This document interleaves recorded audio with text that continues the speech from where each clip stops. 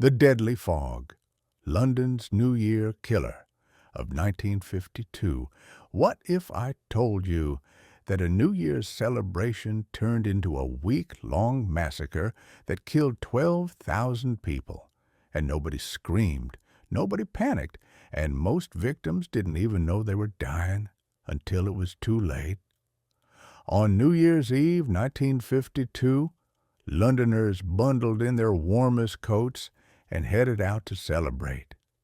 Big Ben would soon ring in 1953, bringing hope for a brighter year. Britain was still recovering from World War II, rationing was finally ending, and optimism filled the cold December air. But within days, something invisible and monstrous would begin killing people by the thousands in one of the deadliest environmental disasters in modern history.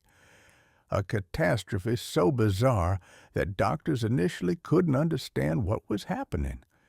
This is the true story of the Great Smog of 1952, when London's fog became a murderer, and New Year's celebrations turned into a slow-motion apocalypse that the government desperately tried to hide. The gathering darkness, December 31st, 1952, started like any typical London winter day, cold, damp, and foggy. Londoners were accustomed to fog. The city had been famous for its pea supers since Victorian times, thick yellow-gray fogs that reduced visibility and gave the capital an eerie atmospheric quality that writers like Charles Dickens had immortalized. But something was different about this fog. It was thicker, denser. It had a peculiar yellowish-black tint that seemed unnatural, and it carried a smell, acrid, sulphurous, like burning coal mixed with something chemical and wrong. Most people barely noticed. It was just London fog, after all. They went about their New Year's Eve celebrations, packed into pubs, attended church services, kissed loved ones at midnight. Big Ben's bells rang out across the city, though the sound seemed muffled, absorbed by the thick blanket of fog that was settling over the capital like a shroud. By January 1st, the fog had become impenetrable. Visibility dropped to less than a yard in some areas. You literally couldn't see your hand in front of your face. Londoners stumbled through streets like blind men, feeling their way along walls and railings. Cars abandoned the roads, their headlights useless in the murk. Buses stopped running because drivers couldn't see the curbs.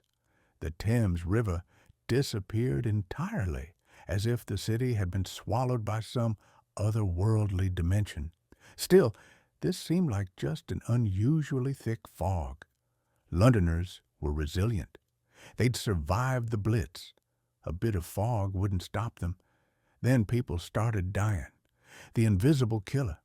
At first, nobody connected the fog to the deaths. On January 2nd, hospitals began reporting an unusual uptick in respiratory emergencies. Elderly patients with heart and lung conditions were arriving in distress, gasping for air, their lips blue with hypoxia. Doctors treated them for the expected winter ailments, pneumonia, bronchitis, heart failure. But the numbers kept climbing, and it wasn't just the elderly anymore. By January 3rd, hospitals were overwhelmed, emergency rooms filled beyond capacity. Patients lined the corridors, struggling to breathe. Young, healthy people were arriving with severe respiratory distress. Children were dying. The death rate had quadrupled overnight, then doubled again. Something catastrophic was happening, but what? The fog showed no signs of lifting. It had settled over London like a malevolent entity, and now it seemed to be actively killing the city's inhabitants. People who ventured outside found themselves choking, coughing violently, their eyes streaming tears. The fog had a physical presence. It invaded your lungs, coated your throat, made every breath a labor. Undertakers ran out of coffins. Florists ran out of flowers for funerals. Mortuaries filled beyond capacity, forcing officials to store bodies wherever space could be found. The death toll was climbing into the hundreds, then thousands, but the government remained silent. What made this disaster so insidious was its invisibility. This wasn't a dramatic event like a bombing or earthquake. People were dying quietly in their homes and hospitals, suffocating slowly as the toxic fog infiltrated their bodies. There was no enemy to fight, no clear disaster to flee from, just an atmosphere that had become poisonous. The chemistry of death. What was killing Londoners wasn't just fog. It was a lethal chemical cocktail created by a perfect storm of meteorological and industrial factors. London in 1952 was powered almost entirely by coal. Every home burned coal for heating. Factories burned coal for power. The city's power stations consumed thousands of tons daily. And the coal Britain could afford in those post-war years was low-quality stuff, high in sulfur content. On December 29th, a high-pressure weather system had settled over southern England, creating what meteorologists call a temperature inversion. Normally, warm air rises carrying pollutants up and away. But in an inversion, a layer of warm air sits atop cold air near the ground, trapping everything beneath it like a lid on a pot. The cold air at ground level caused Londoners to burn more coal for warmth. The smoke and pollutants from millions of coal fires, plus emissions from factories and the Battersea and Bankside power stations, had nowhere to go. They accumulated in the cold air beneath the inversion layer, mixing with the natural fog. The result was a toxic brew of sulfur dioxide, nitrogen oxides, carbon monoxide, and particulate matter. When sulfur dioxide mixed with the fog's water droplets, it created sulfuric acid. Essentially, people were breathing diluted battery acid. The particulates, soot, ash, and coal dust, were fine enough to penetrate deep into lungs, coating the delicate tissues and preventing oxygen absorption. It was killing people through multiple mechanisms simultaneously: suffocation, chemical burns to respiratory tissues, cardiovascular stress, and poisoning. The young and old were most vulnerable, but even healthy adults weren't immune. Asthmatics died within hours. People with heart conditions collapsed in the streets, and all the while, the fog hung in the air, invisible death that you couldn't escape because it was everywhere, in every breath. The government silence. The most shocking aspect of the Great Smog wasn't the death toll, it was the government's response, or lack thereof. As thousands of Londoners died, the government of Prime Minister Winston Churchill remained virtually silent. No emergency measures were announced. No warnings were issued. No evacuation was ordered. The Ministry of Health downplayed the crisis, suggesting people stay indoors and avoid exertion, as if this were just a particularly inconvenient fog. Why the silence? Politics and economics. Britain in 1952 was still struggling economically. The coal industry was crucial to the economy, and any suggestion that coal burning was deadly would threaten that industry. Moreover, Churchill's conservative government didn't want to admit that Britain's capital was experiencing an environmental catastrophe that made the city seem third world and unhealthy. Even as morgues overflowed and undertakers pleaded for help, government officials insisted there was no crisis. When the fog finally lifted on January 9th, not through any human intervention but simply because the weather changed, the government seemed eager to move on and forget the whole thing ever happened. The official death toll was reported as approximately 4,000 people. But this number only counted those who died during the 5 days of the fog itself. Modern analysis of mortality records tells a different, more horrifying story. The hidden toll. In the weeks and months following the Great Smog, excess deaths continued. People who had breathed the toxic fog survived initially, but died weeks later from lung damage, heart complications, and infections. Pregnant women who were exposed gave birth to children with developmental problems. The fog's effects rippled forward through time, claiming victims long after the air had cleared. Recent epidemiological studies have revised the death toll dramatically upward. The current scholarly consensus is that the Great Smog killed approximately 12,000 people directly and possibly contributed to the deaths of 8,000 more in the subsequent months. Some estimates go even higher, up to 20,000 total deaths attributable to those 5 days in early January 1953. To put that in perspective, the Great Smog killed more British civilians than were killed in London during any single year of the Blitz. It was one of the deadliest peacetime disasters in British history, and it happened in the course of a week, largely unacknowledged by the government. The cover-up continued for years.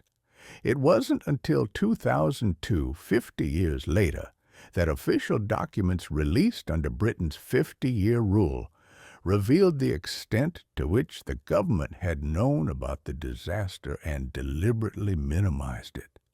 Internal memos showed officials worried about alarming the public and damaging confidence in British industry. The aftermath and legacy. The Great Smog did eventually force action, though not immediately.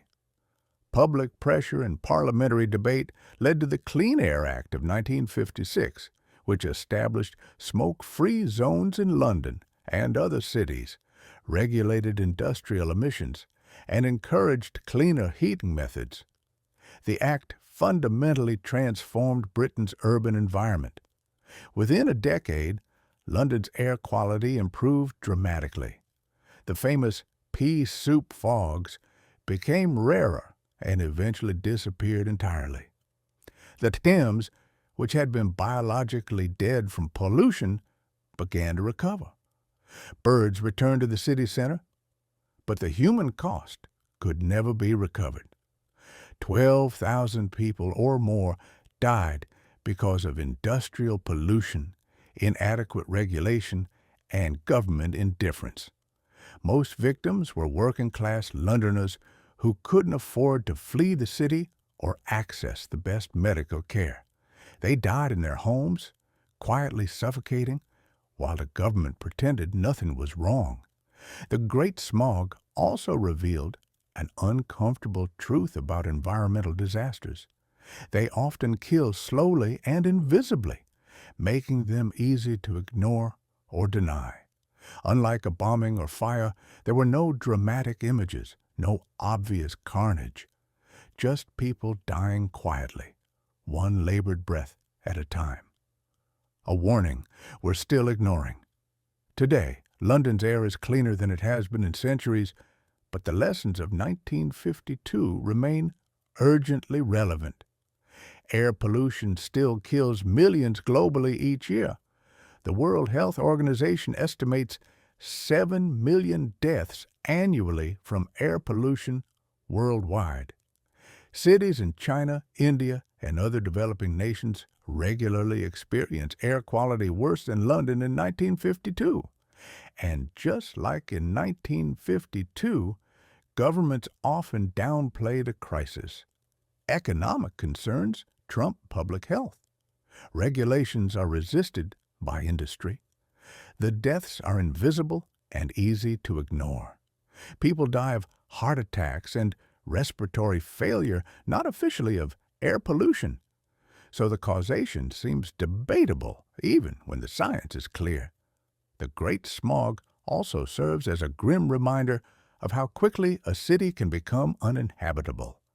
In 5 days, London transformed from a functioning capital into a death trap. No bombs were dropped. No invasion occurred. Just a change in weather conditions combined with industrial pollution created a disaster that killed thousands. Climate change promises more such disasters. Temperature inversions may become more common in some areas. Heat waves will force increased energy use. Wildfires will send toxic smoke across cities. The mechanisms may differ from 1952, but the fundamental dynamic remains. Human activity creates pollution, atmospheric conditions trap it, and people die. Remembering the dead, there's a small memorial in London now, erected in 2019, acknowledging the victims of the Great Smog. It's modest, a plaque and a small statue, located near the former Bankside Power Station, one of the major pollution sources during the disaster. But most Londoners don't know about the Great Smog. It's not taught in schools. It doesn't feature prominently in history books. The government's initial cover-up succeeded in erasing it from collective memory. The victims deserve better. The 12,000 people who rang in 1953 with hope and celebration, who couldn't have known that the fog gathering outside their windows would kill them, who died slowly and painfully while their government looked away, they deserve to be remembered, because forgetting disasters ensures we repeat them. The Great Smog happened because people prioritized industry over health, because governments valued economics over lives, because the invisible deaths of the poor and elderly seemed less important than protecting powerful interests. Those forces are still at work today. The fog may have lifted from London decades ago, but the same toxic mix of pollution, politics, and public indifference continues to kill millions around the world. The next time you celebrate New Year's Eve, take a breath of clean air and remember January 1953, when London's fog became a murderer and 12,000 people paid the price for progress with their lives.